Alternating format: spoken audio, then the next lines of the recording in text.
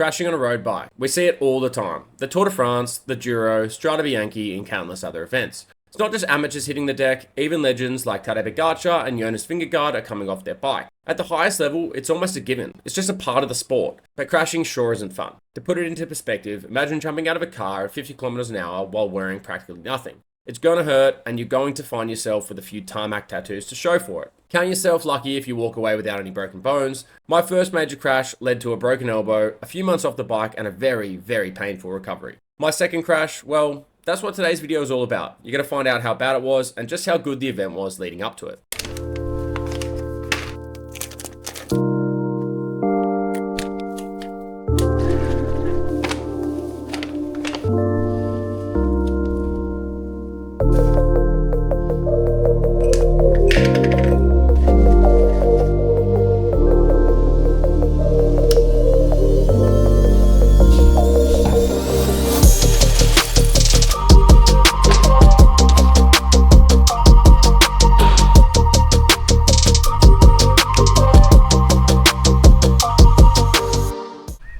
Got into Bowral and it's fucking freezing down here. I don't know what the temperature is, but man, it's cold. 9 degrees. Boy, is it nippy, and it is dark still. Hello. Morning, how you going? Good. What was your surname? Man is my surname. M-A-N-N? That's correct. First name? Max. So I'm trying to warm up because it is bloody cold down here. So we've just jumped down the road for like a K or so.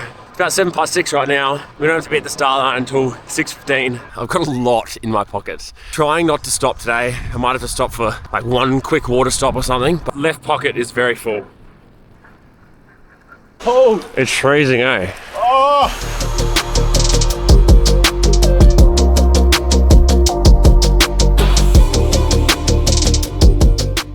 Will just comes past me and he goes, mate, I thought you were doing Highlanders. And I'm like, I am?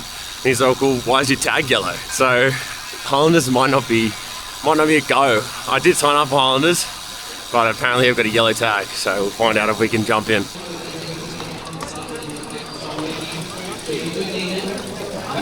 Mechanical support on the start area. It's just behind where the Maxis are standing. Alright, I don't know what this is going to be like, but I'm probably out of my depth here. Off we go for the 2025 Bowral Classic. That is your Highlanders group rolling out.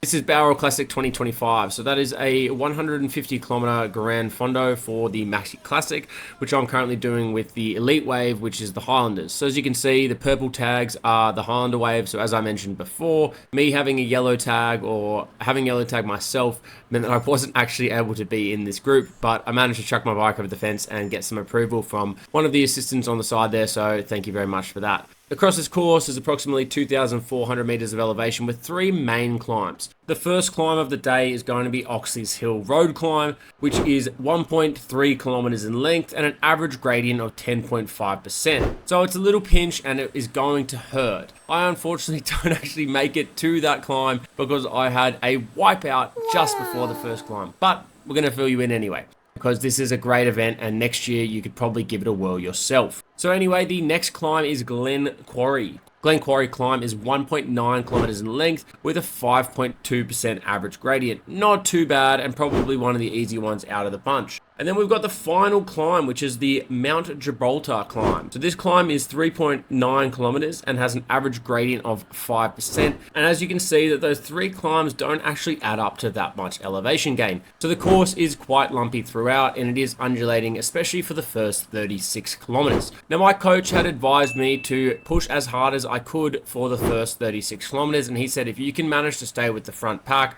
for the first 36 Ks, the next 60 Ks is pretty much flat rolling hills, and you should be fine to sit in the wheels and get sucked up most of those climbs or most of the undulating hills.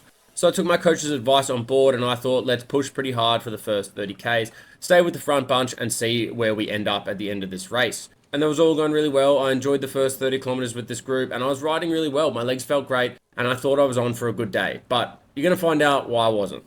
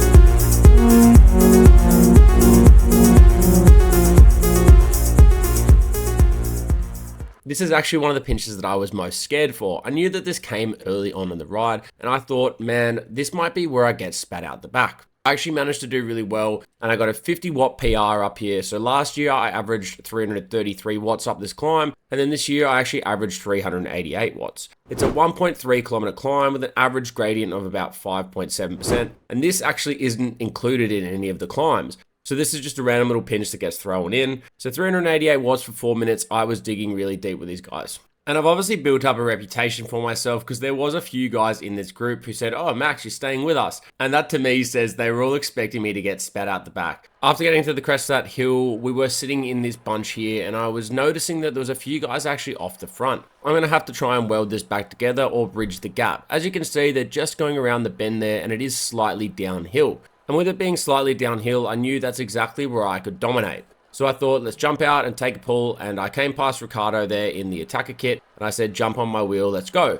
Ricardo and I ride quite often together in Sydney, and he is a familiar face at the Chop and the CPCC race pace that I do. So I knew that he would be willing to jump on my wheel and work together to try and bridge this gap. Also, if you're enjoying these videos, it would be absolutely awesome if you could subscribe. We are 700 subs off 10,000, and that is my goal for the year. So please like, comment, and subscribe if you can.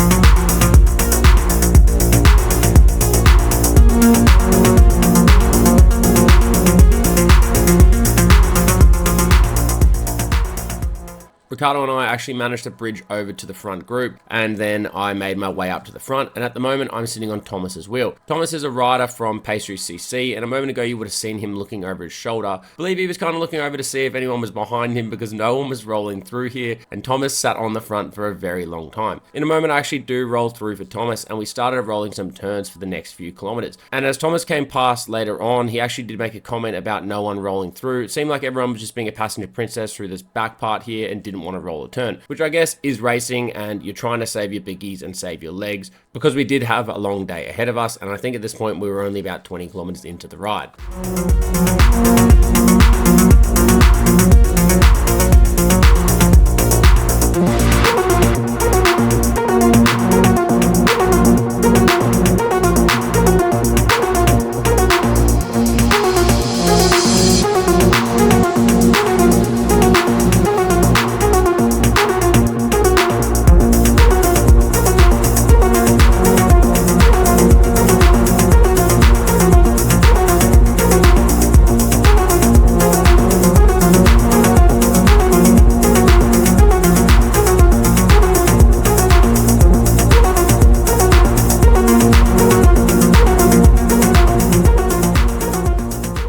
Pretty brutal so far. 28 k's in, 36 average. Hurting. Just inhaled a nootropic gel. Gates of Mordor. Moving forward a few kilometers from that little pinch, I'd somehow managed to lose the wheel of the guy in front of me, and I did manage to bridge over to the back of his wheel. And this is where things got interesting, because in a moment I had a crash and I fell off my road bike. Basically, my water bottle came out of the rear cage as we were coming down Centennial Road, which was quite bumpy, and it went under my back wheel and pretty much ejected me into orbit. If you imagine Mario Kart where they have the shells flying around or the bananas on the ground, it was like I got attacked by one of those. To the wheel. Okay. Oh, fuck me dead. Let's move up the road. Medical will look after you, buddy. I think my bum's a bit fucked, isn't it? Oh, that was not fun. 36 k's in. Dusty. You alright? I'm okay. Just came off your bike? the bottle fell out of the cage and went under the back wheel. Oh, right. And then Did it you just like... Did you hit your head at all? Don't think so. Just Just on slid. the side here. Back left. Yeah. Back right. Do you want us to give it a clean for you and cover it? How fucked is it? Look, it's grazed, like the top layer of skin's off. That's not like brutal. It's like... Junior mechanic.